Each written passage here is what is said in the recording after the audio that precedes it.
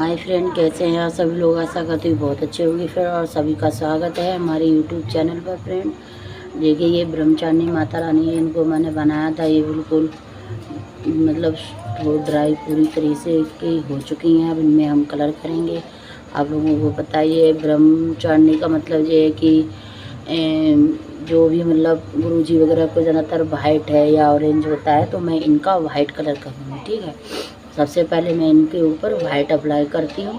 उसके बाद में मैं वाइट इनके ऊपर कलर वार्निश है मेरे पास, मैं उससे कलर करूँगी। ठीक है, और ये जितनी सारी है ये गोल्डन कलर से करूँगी। और आप लोगों को वीडियो अच्छी लगे शायद लाइक शेयर कमेंट करके ज़रूर बताइए। मैं वीडियो बना रही हूँ, आप लोग वीडियो एंजॉय कीजिए।